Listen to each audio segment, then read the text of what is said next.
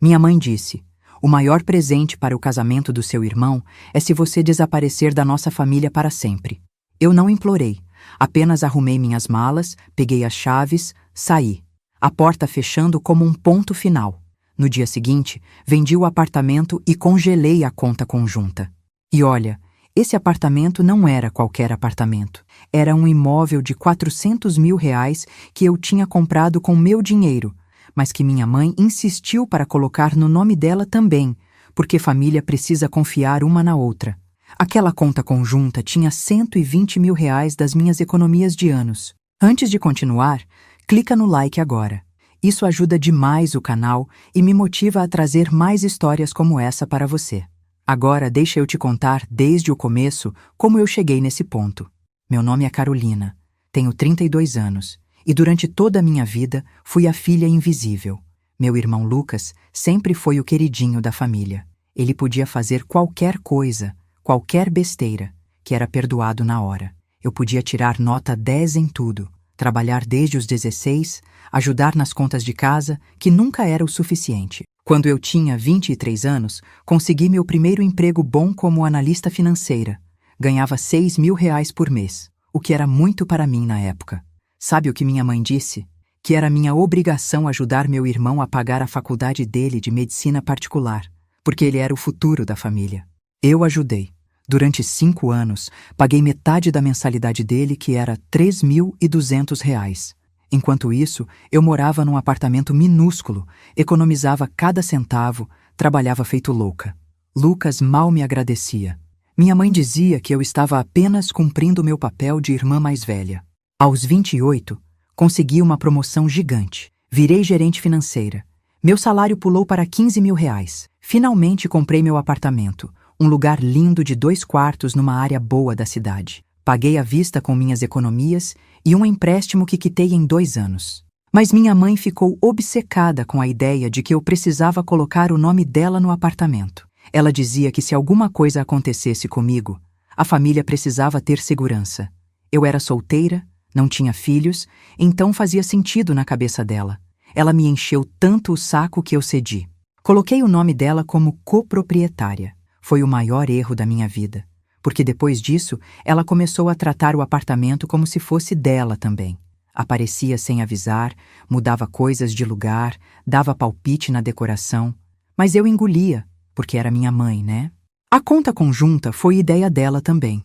Ela disse que seria mais fácil para eu ajudar com as despesas da casa dos meus pais, que na época estavam passando por dificuldades. Eu depositava R$ 2.000 por mês naquela conta. Era para emergências da família, ela prometeu. 3 meses atrás, meu irmão Lucas anunciou que ia casar. A noiva dele, Amanda, vem de uma família rica. Os pais dela são donos de uma rede de clínicas médicas. O casamento ia ser gigante, daqueles com 300 convidados, buffet de luxo, tudo do melhor. Minha mãe entrou em modo de organização insana. Ela queria que tudo fosse perfeito, porque os pais da Amanda iam ver como nossa família era boa, bem estruturada, digna do filho deles. Ela começou a planejar cada detalhe, gastar dinheiro que ela nem tinha. Um dia, ela me ligou e disse que precisava de R$ 50.000 emprestados para ajudar com o casamento. 50.000! Eu disse que não tinha esse dinheiro disponível, que tinha acabado de trocar de carro, que tinha minhas próprias contas. Ela ficou furiosa. Ela gritou no telefone que eu era egoísta, que sempre fui egoísta, que nunca pensei na família. Eu lembrei que paguei a faculdade do Lucas durante 5 anos, mas ela disse que aquilo era diferente, que aquilo era investimento no futuro dele. O casamento também era investimento, segundo ela. 2 semanas depois, descobri que ela tinha sacado R$ 40.000 da nossa conta conjunta sem me avisar. 40.000. Quando confrontei ela, sabe o que ela disse? Que o dinheiro era da família, que ela tinha tanto direito quanto eu, que eu era mesquinha de questionar. Eu exigi que ela devolvesse. Ela riu na minha cara e disse que já tinha gastado tudo com o buffet e a decoração do casamento. Disse que eu ia ter que aceitar, porque era para o bem do meu irmão. Eu fiquei em choque. Aquele dinheiro era de anos de trabalho. Mas o pior ainda estava por vir. 1 semana antes do casamento, minha mãe me chamou para conversar. Eu fui até a casa dela achando que ela ia pedir desculpas, que ia me pagar de volta. Quando cheguei lá, meu irmão e a Amanda estavam lá também. Minha mãe foi direta ao ponto. Ela disse que Amanda e a família dela não queriam que eu fosse ao casamento. Perguntei por quê, completamente confusa. Amanda olhou para mim com aquela cara de nojo e disse que eu não me encaixava no perfil da família que eles estavam construindo.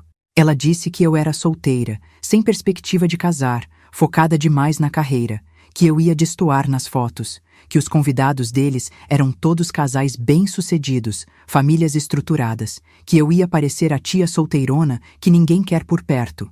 Olhei para o meu irmão, esperando que ele dissesse alguma coisa, que me defendesse. Ele desviou o olhar e ficou quieto. Minha mãe, então, disse a frase que quebrou tudo. O maior presente que você pode dar para o casamento do seu irmão é desaparecer da nossa família para sempre. Ela continuou. Disse que eu sempre fui um peso, que mesmo ajudando financeiramente, eu nunca trouxe orgulho para a família, que o Lucas tinha se formado médico, ia casar com uma mulher rica, ia ter uma vida brilhante, e eu era só uma gerente de empresa que ninguém conhece. Amanda complementou dizendo que se eu realmente amasse meu irmão, eu entenderia que minha presença ia atrapalhar o início da vida de casados deles, que seria melhor para todo mundo se eu sumisse por um tempo, ou para sempre, tanto faz. Sabe aquele momento em que você sente que o chão desaparece debaixo dos seus pés? Foi exatamente isso. Eu tinha dado tanto para aquela família. Dinheiro, tempo, energia, anos da minha vida. E agora eles estavam me dizendo que eu era um estorvo, um constrangimento. Eu podia ter implorado, podia ter chorado, feito escândalo, brigado. Mas sabe o que eu fiz? Eu levantei da cadeira, olhei para os três e disse apenas uma palavra. Tudo bem. Eles pareceram surpresos, esperavam drama, mas eu só virei as costas e saí. Cheguei em casa naquela noite e não consegui dormir. Fiquei olhando para o teto, processando tudo. Durante 32 anos eu tinha sido invisível, usada, descartada. E agora eles queriam que eu sumisse? Então eu ia sumir, mas do jeito certo. No dia seguinte acordei cedo e fui direto numa imobiliária. Coloquei meu apartamento à venda. O corretor disse que eu estava com sorte, o mercado estava aquecido, imóveis naquela região vendiam rápido. Eu disse que queria vender o mais rápido possível, até aceitava baixar um pouco o preço. Em 5 dias, apareceu um comprador, um casal jovem que amou o apartamento e ofereceu R$ 420 mil à vista. Eu aceitei na hora. Minha mãe ligou 3 vezes durante a negociação, eu não atendi. Ela mandou mensagens perguntando o que eu estava fazendo, eu ignorei. O problema era o nome dela no apartamento. Ela precisava assinar a escritura comigo. Então, mandei um e-mail formal para ela através do meu advogado, dizendo que o apartamento seria vendido, que ela precisava comparecer no cartório no dia tal, hora tal. Sem explicações, sem emoção, só informação. Ela ligou desesperada. Gritou que eu não podia vender o apartamento, que aquilo era loucura, que ela não ia assinar nada. Eu disse calmamente que ela tinha 2 opções: assinar voluntariamente ou eu entraria com um processo judicial para forçar a venda, o que ia custar caro e demorar. Mas eu ia ganhar. Ela tentou me chantagear emocionalmente. Disse que eu estava destruindo a família, que meu pai ia ficar doente de desgosto, que meu irmão ia me odiar para sempre. Eu respondi: vocês me pediram para desaparecer, é exatamente isso que estou fazendo. E desliguei. No dia da assinatura, ela apareceu no cartório com uma cara de enterro. Tentou conversar comigo, eu não dei abertura. Assinamos os papéis em silêncio. Quando a escritura foi registrada e eu recebi os R$ 420 mil na minha conta, senti uma liberdade que nunca tinha sentido antes. Mas eu não tinha terminado. Fui direto ao banco e congelei a conta conjunta. Solicitei o bloqueio imediato e avisei que ia encerrar a conta. Os R$ 80 mil que sobraram lá, depois que ela roubou 40, eram meus. Ela não ia tocar em mais um centavo. Minha mãe descobriu no mesmo dia quando tentou usar o cartão e foi negado. Ela me ligou 23 vezes seguidas. Eu bloqueei o número. Ela mandou meu pai me ligar, eu bloqueei também. Ela mandou meu irmão, bloqueei. Ela criou números falsos. Eu simplesmente não atendia mais chamadas de números desconhecidos. 3 dias depois, apareceu uma mensagem da Amanda no meu WhatsApp. Ela tinha a audácia de dizer que eu estava sendo infantil, que família não se abandona por causa de um mal-entendido. Mal entendido? Eles tinham me expulsado da família e agora era mal entendido? Eu respondi para ela: vocês disseram que o maior presente que eu podia dar era desaparecer. Eu estou dando esse presente. Aproveitem o casamento, aproveitem a vida sem mim. Vocês não vão mais me ver, não vão mais ter acesso ao meu dinheiro, não vão mais ter acesso a mim. E bloqueei ela também. Aluguei um apartamento pequeno, mais confortável, em outra região da cidade, longe de tudo que me lembrava deles. Transferi todo o meu dinheiro para contas novas em bancos diferentes. Mudei meu número de telefone e só dei para meia dúzia de amigos de verdade. Deletei todas as redes sociais. O casamento do Lucas aconteceu. Eu não fui, obviamente. Naquele dia fui ao cinema sozinha, assisti 2 filmes seguidos, comi pipoca e sorvete. Desliguei o celular. Foi um dos dias mais tranquilos que tive em anos. Sem culpa, sem drama, sem peso. Depois do casamento ficou um silêncio. 2 semanas sem ninguém tentar contato. Achei que tinha acabado, que tinham aceitado meu sumiço. Eu estava focando em mim, trabalhando, fazendo terapia, reconstruindo minha vida. Pela primeira vez, eu estava em paz. Então, 1 mês depois do casamento, meu chefe me chamou na sala dele. Ele disse que tinha recebido uma ligação da minha mãe procurando por mim. Ela tinha conseguido o número da empresa. Disse que era uma emergência familiar. Eu pedi desculpas pelo incômodo e disse que não havia emergência nenhuma. Expliquei brevemente que tinha me afastado da minha família e pedi que bloqueassem o número dela se ligasse novamente. Meu chefe foi super compreensivo, disse que ia orientar a recepção. Mas aquilo me assustou. Ela estava tentando me encontrar através do trabalho.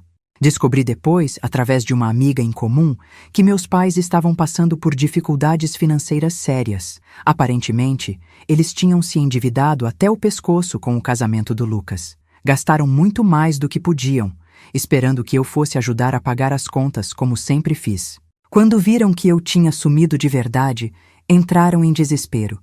Minha mãe tinha contado com o dinheiro da conta conjunta para pagar fornecedores, mas como eu congelei, ela ficou sem saída. Eles estavam sendo cobrados, ameaçados de protesto, o nome deles estava sujo. Sabe o que eu senti quando soube disso? Absolutamente nada. Zero. Nem raiva, nem pena, nem satisfação. Era como se fossem problemas de pessoas estranhas. Eles tinham me tratado como estranha. Agora eu os tratava do mesmo jeito. A diferença é que agora eu estava livre. Mas a história não para aí. 2 meses depois do casamento, algo aconteceu no meu trabalho que mudou tudo. A empresa onde eu trabalhava foi comprada por uma multinacional. Houve uma reestruturação gigante e eu, por algum milagre, fui promovida para diretora financeira regional. Meu salário triplicou. Passei de 15 mil para 45 mil reais por mês. Ganhei pacote de benefícios absurdo, participação nos lucros, carro da empresa, plano de saúde premium. Eu tinha apenas 32 anos e estava numa posição que muita gente só alcança aos 50. Com o dinheiro da venda do apartamento mais minhas novas economias, investi pesado.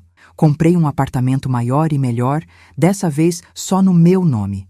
3 quartos, varanda gourmet, garagem para 2 carros, numa área nobre. Paguei metade à vista, financiei o resto com parcelas ridículas. Voltei para a academia, contratei personal trainer, comecei a cuidar melhor de mim. Fiz aquele tratamento no cabelo que sempre quis, renovei o guarda-roupa, investi em mim. Pela primeira vez na vida, eu estava usando meu dinheiro para mim, não para sustentar a preguiça e a arrogância da minha família. 3 meses se passaram. Eu estava completamente estabelecida na minha nova vida, nova rotina, novos amigos. Tinha até começado a sair com um cara legal que conheci num evento da empresa. A vida estava boa e eu raramente pensava na minha família. Eles eram passado. Até que um dia, voltando do trabalho, encontrei meu irmão Lucas parado na frente do prédio onde eu morava. Ele tinha descoberto meu endereço, não sei como. Quando me viu, veio correndo na minha direção com aquela cara de desespero. Eu nem cumprimentei, só perguntei o que ele queria. Ele disse que precisava conversar comigo com urgência, que era sobre dinheiro, que eles estavam desesperados. Eu disse que não tinha nada para conversar com ele. Ele insistiu. Disse que era sobre os nossos pais, que eles estavam sendo processados, que podiam perder a casa. Eu olhei para ele e disse: "E o que isso tem a ver comigo? Vocês me disseram para desaparecer, lembra? Vocês disseram que eu era um peso, um constrangimento, que seria melhor sem mim. Agora estão sem mim. Problema resolvido. E tentei entrar no prédio. Ele me segurou pelo braço. Disse que eles tinham errado, que ele sabia que tinham sido injustos comigo, mas que família é família, que no fundo eles me amavam, que só estavam estressados com o casamento, que eu não podia abandonar meus pais na hora que mais precisavam. Eu tirei o braço dele com força e disse: "Onde você estava quando a Amanda me humilhou? Onde você estava quando a nossa mãe disse que eu devia sumir? Você ficou calado, aceitou tudo. Agora vem me falar de família? Família não faz o que vocês fizeram comigo." Ele tentou argumentar, disse que eu estava sendo vingativa, que estava deixando meu orgulho falar mais alto. Eu ri na cara dele. Orgulho? Eu tinha pago a faculdade dele durante 5 anos. Tinha sustentado aquela família de todas as formas possíveis. E quando precisei de apoio, fui descartada como lixo. Disse para ele que eu não ia dar um centavo para aquela família. Que o dinheiro que eu ganhava era meu, conquistado com meu trabalho, meu esforço. Que eles tinham feito questão de me tirar das vidas deles. Então agora iam ter que se virar sozinhos. E entrei no prédio deixando ele ali parado. Subi para o apartamento tremendo. Não de medo, mas de uma mistura de raiva e alívio. Raiva porque eles tinham a audácia de aparecer pedindo ajuda depois de tudo. Alívio porque eu tinha forças para dizer não, para manter meus limites, para não cair na manipulação emocional deles.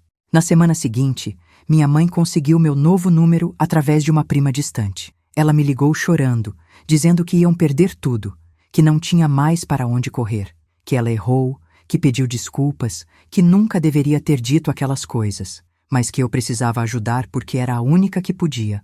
Eu deixei ela falar, deixei ela chorar, se desculpar, implorar. Quando ela terminou, eu disse calmamente: "Quando você precisou do apartamento, colocou seu nome nele. Quando precisou de dinheiro, roubou da conta conjunta. Quando seu filho quis me excluir, você apoiou. Agora precisa de mim de novo. Interessante como isso funciona." Ela tentou dizer que tinha aprendido a lição, que valorizava o que eu tinha feito pela família. Eu perguntei: "Você me valorizava quando me chamou de peso?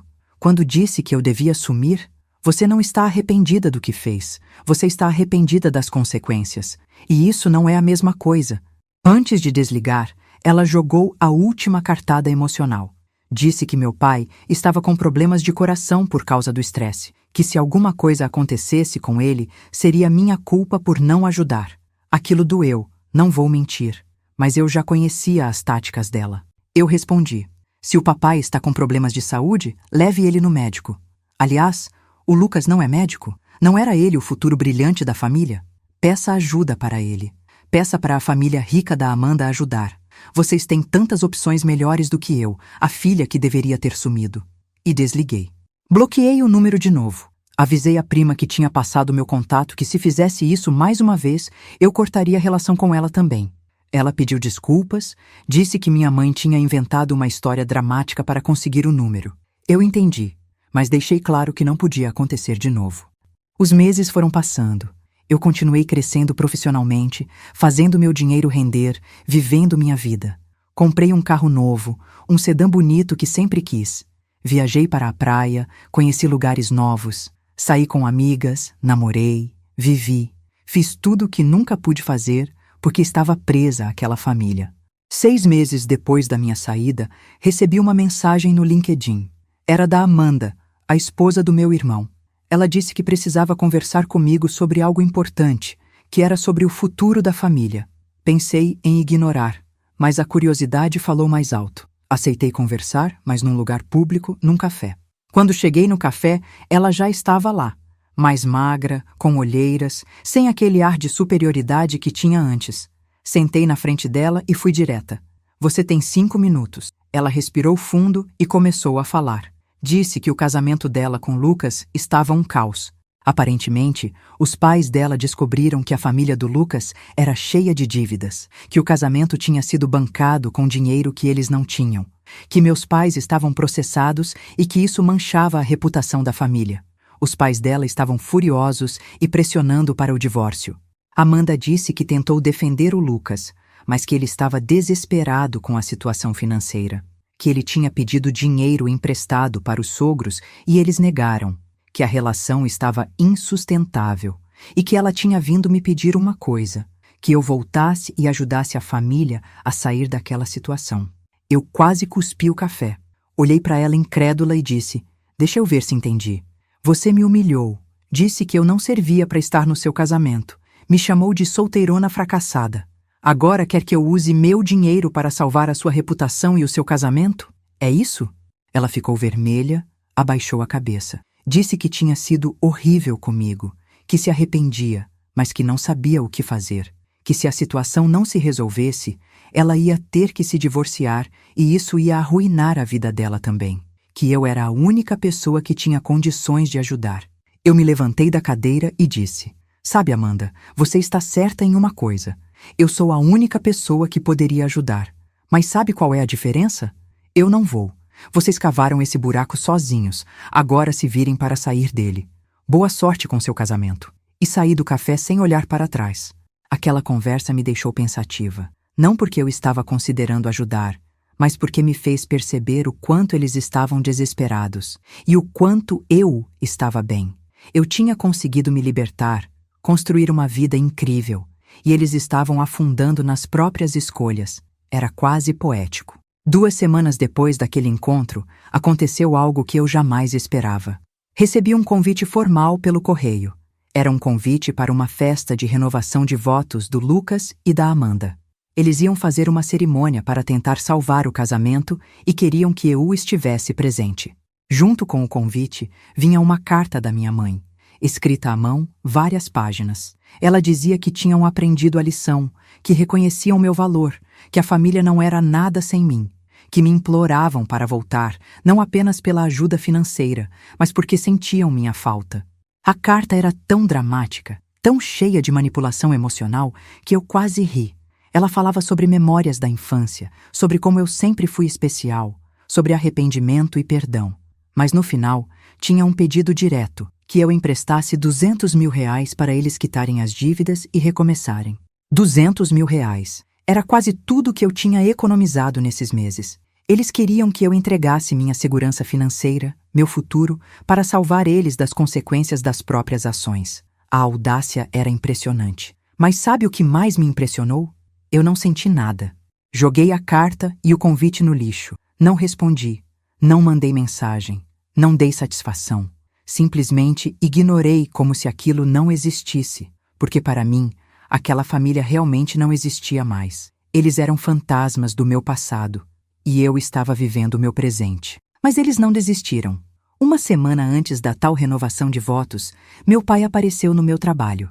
Ele nunca tinha feito isso antes. Estava mais velho, cansado, com aquela expressão de derrota no rosto. A recepcionista me ligou, dizendo que tinha um senhor procurando por mim. Desci até a recepção e lá estava ele. Meu pai, o homem que sempre foi calado, que sempre deixou minha mãe mandar em tudo, que nunca me defendeu quando precisei. Ele pediu para conversarmos, disse que tinha vindo sozinho, que ninguém sabia que ele estava ali. Fomos até uma cafeteria próxima. Ele pediu um café e ficou mexendo na xícara sem beber, tentando encontrar as palavras. Finalmente disse que eu tinha razão em tudo, que eles tinham me tratado de forma horrível, que ele se envergonhava de ter ficado calado quando me expulsaram. Ele disse que não estava ali para pedir dinheiro, que estava ali apenas para pedir desculpas de verdade e dizer que me amava, que sempre me amou, mesmo quando não conseguiu demonstrar, que via agora o quanto eu tinha feito pela família e o quanto eles tinham jogado tudo fora. Pela primeira vez, senti meu coração apertar. Meu pai nunca foi de palavras, sempre foi distante, mas naquele momento ele parecia genuíno. Mas então ele disse algo que mudou tudo. Ele disse que entendia se eu não quisesse ajudar com dinheiro, mas implorava que eu pelo menos aparecesse na renovação de votos. Que minha presença lá, aos olhos da família da Amanda, mostraria que éramos uma família unida, forte, que isso ajudaria o Lucas a manter o casamento, que não era sobre dinheiro, era sobre demonstrar união familiar. E ali eu entendi. Nem ele estava sendo genuíno. Era tudo estratégia. Olhei para meu pai e disse: "O senhor veio aqui fingir arrependimento só para me usar mais uma vez. Não é sobre me amar. É sobre salvar as aparências. É sobre fazer eu de escada para os problemas do Lucas mais uma vez. E o senhor ainda tem coragem de dizer que isso não é sobre dinheiro?" Ele tentou negar, Disse que não era bem assim, que ele realmente sentia muito, mas eu já tinha visto a verdade. Eu disse: papai, o senhor teve 32 anos para me defender, para me valorizar, para ser um pai de verdade. O senhor escolheu ficar calado. Agora é tarde demais. Levantei, coloquei R$ 50 na mesa para pagar o café dele e o meu e disse: não vou na renovação de votos, não vou emprestar dinheiro, não vou voltar para essa família. Vocês me ensinaram que eu só sirvo quando sou útil. Então agora que não sou mais útil, vocês vão ter que aceitar minha ausência. E saí. Voltei para o trabalho com as mãos tremendo. Não de tristeza, mas de libertação. Aquela tinha sido minha última conversa com qualquer membro daquela família. Eu tinha fechado o ciclo de vez. Não tinha mais nada me prendendo a eles. Era oficialmente livre. O dia da renovação de votos chegou. Eu estava na academia, fazendo minha aula de spinning, suando, me sentindo viva e forte. Enquanto eles estavam lá tentando salvar aparências e casamentos falidos, eu estava investindo em mim, na minha saúde, no meu bem-estar. A diferença era gritante. Depois da academia, fui jantar com o cara que eu estava saindo. Ele era engenheiro, super bem-sucedido, engraçado, respeitoso, alguém que me via como prioridade, não como ATM ambulante. Contei para ele sobre a família, sobre o convite que recusei. Ele me abraçou e disse que eu tinha feito a coisa certa. Naquela noite, deitada na minha cama, no meu apartamento, que eu paguei, pensei em como minha vida tinha mudado em menos de um ano. Eu tinha perdido uma família que me usava, mas tinha ganhado paz, liberdade, autoestima e um futuro brilhante. A troca tinha valido cada segundo. Nos dias seguintes, através daquela prima, soube que a renovação de votos tinha sido um desastre. Pouquíssimas pessoas apareceram. Os pais da Amanda não foram, mandaram apenas um representante. A festa toda foi constrangedora, com o Lucas e a Amanda tentando fingir felicidade enquanto todos sabiam da crise. Semanas depois, Amanda pediu o divórcio. Aparentemente, os pais dela deram um ultimato. Ou ela se divorciava ou seria deserdada. Ela escolheu o dinheiro da família dela. O Lucas ficou devastado, mas honestamente, aquele casamento era uma farsa desde o início, construído em aparências e mentiras. Meus pais tiveram que vender a casa para pagar as dívidas. Foram morar num apartamento alugado pequeno. Minha mãe teve que voltar a trabalhar depois de anos parada. O Lucas voltou a morar com eles porque não tinha como pagar aluguel sozinho com o salário de médico recém-formado, cheio de dívidas. Eu soube de tudo isso, mas não senti pena, não senti raiva, não senti nada. Era como ler notícias sobre desconhecidos. Eles tinham feito escolhas, e escolhas têm consequências. Eles escolheram me descartar quando acharam que não precisavam de mim. Agora viviam com as consequências dessa escolha. Enquanto isso, minha vida só melhorava. Consegui mais uma promoção, dessa vez para a diretora financeira nacional. Meu salário foi para R$60 mil por mês. Eu tinha apenas 33 anos e estava no topo da carreira. Viajei para o exterior pela empresa, conheci lugares incríveis. Comprei um segundo apartamento como investimento. Estava acumulando patrimônio, construindo meu império financeiro, fazendo tudo o que sempre sonhei, mas nunca pude porque estava sustentando gente que não me valorizava. E a melhor parte? Eu estava fazendo tudo sozinha, do meu jeito, no meu tempo. Um ano depois da minha saída, no aniversário de 33 anos, fiz uma festa. Convidei meus amigos de verdade, colegas de trabalho, gente que realmente se importava comigo. Foi num restaurante chique, com comida incrível, vinho bom, risadas genuínas. Foi perfeito. No meio da festa, olhei em volta e percebi aquelas pessoas ali que riam comigo, que comemoravam minhas conquistas, que me apoiavam. Essas eram minha verdadeira família. Família não é sangue, não é obrigação. Família é quem fica quando você não tem nada a oferecer além de você mesma. Algumas semanas depois dessa festa, recebi um e-mail. Era da minha mãe. Ela tinha conseguido meu e-mail corporativo, não sei como. A mensagem era curta. Dizia apenas que ela tinha entendido o recado, que não ia me procurar mais, mas que se um dia eu quisesse voltar, a porta estaria aberta. Eu li o e-mail 3 vezes. Procurei raiva, tristeza, qualquer emoção forte, mas só encontrei indiferença. Não respondi. Simplesmente arquivei o e-mail e bloqueei o endereço. Não havia porta aberta porque eu já tinha passado por ela e fechado atrás de mim. Não havia volta porque eu nunca quis voltar. Hoje, 2 anos depois de tudo, minha vida é completamente diferente. Estou noiva daquele engenheiro que conheci, vamos casar no ano que vem. Ele me trata como rainha, me valoriza, me respeita. Está construindo a vida comigo, não vivendo da minha vida. É parceria de verdade. Tenho 3 apartamentos, um patrimônio de mais de R$1,5 milhão de reais, investimentos rendendo todo mês. Viajo quando quero, compro o que quero, ajudo quem eu escolho ajudar. Faço doações para instituições de caridade, ajudo amigas que realmente precisam, mas nos meus termos. Nunca mais tive contato com minha família biológica. Não sei como estão, não pergunto, não me importo. Bloqueei todos em tudo, mudei de círculo social, vivo minha vida. Algumas pessoas me julgam por isso, dizem que família é sagrada, que eu deveria perdoar. Mas essas pessoas não viveram o que eu vivi. Perdoar não significa voltar. Perdoar não significa esquecer. Perdoar não significa se colocar de novo numa posição de ser usado e descartado. Eu perdoei por mim, para não carregar raiva, mas perdoar não apaga o que fizeram. Não reconstrói a confiança. Não cria obrigação de voltar. Quando minha mãe disse que o maior presente que eu poderia dar era desaparecer, ela não imaginava que eu ia realmente fazer isso. Ela achava que eu ia implorar, que ia me humilhar, que ia voltar rastejando, porque era isso que eu sempre fiz. Aceitei migalhas, aceitei desrespeito, aceitei ser invisível. Mas dessa vez foi diferente. Dessa vez eu peguei as palavras dela e transformei em ação. Eu desapareci. Não com raiva, não com drama. Simplesmente saí, fechei a porta e construí uma vida nova onde ninguém me trata como segunda opção. Onde eu sou prioridade, onde eu importo. E sabe o que é engraçado? Eles achavam que sem eles eu ia fracassar, que eu ia voltar implorando porque não ia conseguir sozinha. Mas aconteceu exatamente o contrário. Sem o peso deles nas minhas costas, sem estar constantemente drenando meus recursos emocionais e financeiros, eu voei. Eu me tornei a melhor versão de mim mesma. Alcancei cargos que nunca imaginei. Construí um patrimônio que me dá segurança e liberdade. Encontrei amor de verdade, fiz amizades reais.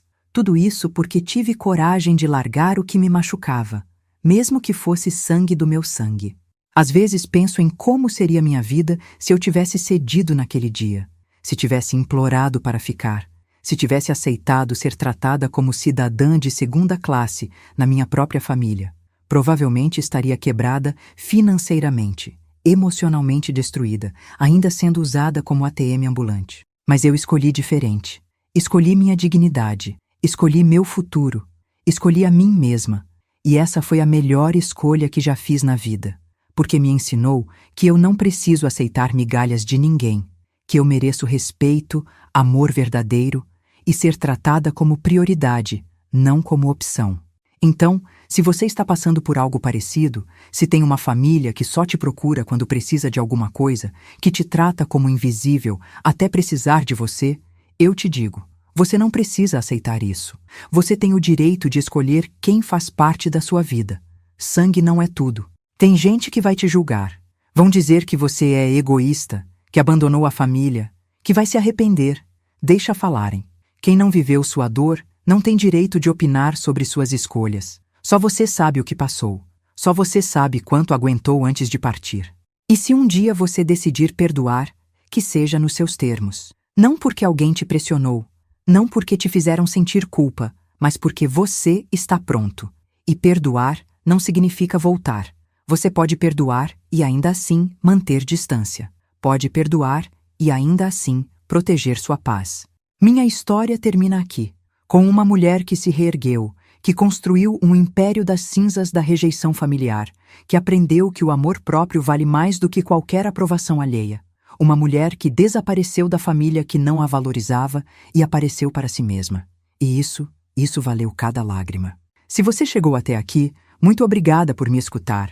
Se essa história te tocou de alguma forma, deixa aquele like para me ajudar a continuar trazendo histórias reais para você. E me conta nos comentários, de onde você está me assistindo? Quero saber se tem gente do Brasil todo aqui comigo. Um abraço e até a próxima.